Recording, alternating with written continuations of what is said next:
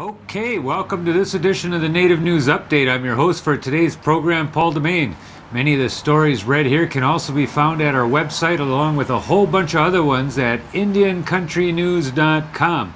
Here's the news stories from the day from the Associated Press and other Native news sources.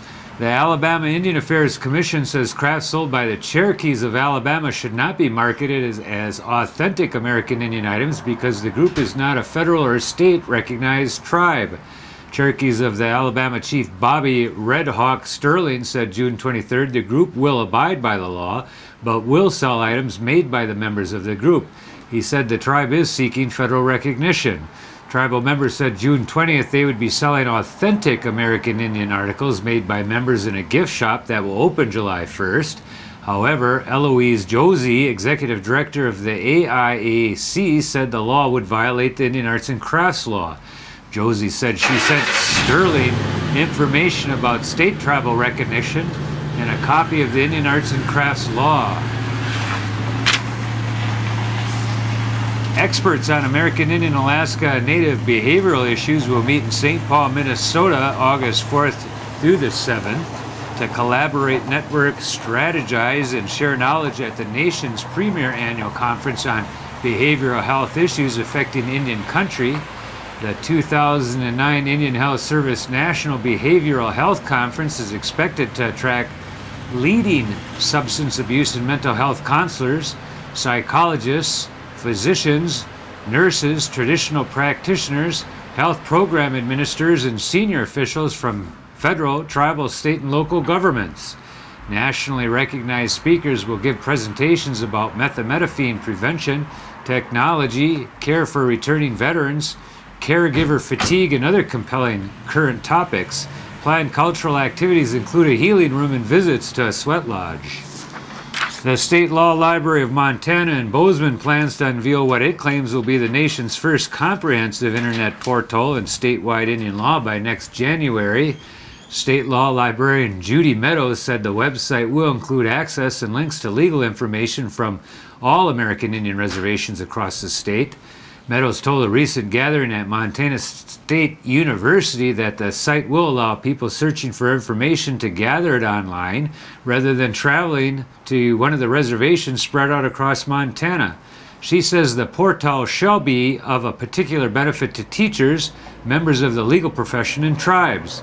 The information is expected to include tribal constitutions, charters, treaties, proclamations, articles of agreement, law and order codes, tribal council resolutions, trust records from the Bureau of Indian Affairs, appellate judicial decisions, fishing and hunting regulations, tribal histories, water and gaming compacts, and interactive maps.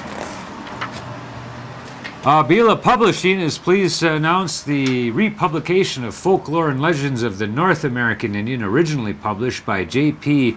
Lippincott in 1891. Folklore and Legends of the North American Indian is an exquisite compendium of 32 North American Indian stories, myths, and legends that were told in the late 1800s. 33% of the profits from the worldwide sale of this book will be donated to the American Indian Education Fund for education scholarships for Native Americans. The book has 134 pages, measures 5 inches by 8 inches, and retails on Amazon and other bookstores.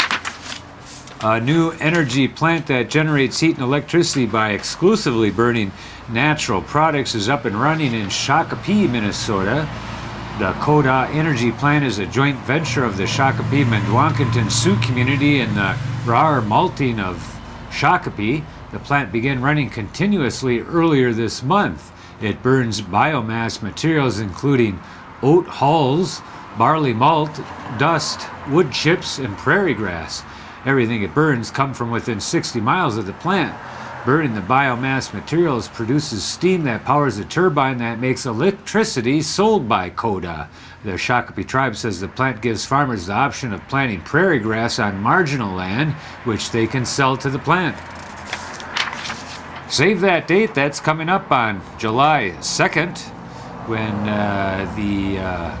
the Great Lakes Indian Fish and Wildlife Commission holds its Fish Boil and Bill Miller concert on July 2nd up at Big Top Chautauqua in Bayfield, Wisconsin. save the other date too on July 28th through the 30th for the Mawajimo Telling a Good Story, Preserving Ojibwe Treaty Rights, sponsored by Great Lakes Indian Fish and Wildlife Commission again at the Bad River Reservation. And be sure to peek in tomorrow around noon for live streaming on the LCO Great Lakes Digital Player channel for the Honor the Earth Cookout fundraiser on the porch of the Indian Country Trading Post on June 27th for Saturday's Live, where people are stepping up to the camera and saying hi to their relatives in faraway places at IndianCountryTV.com. That's right here on the LCO Great Lakes Digital Player. That's down a little bit when you're on the home page. Miigwech for joining us. That's today's issue of the Native News Update. And we want to thank our underwriters for helping us with this broadcast, and for you for joining with us again. Miigwech.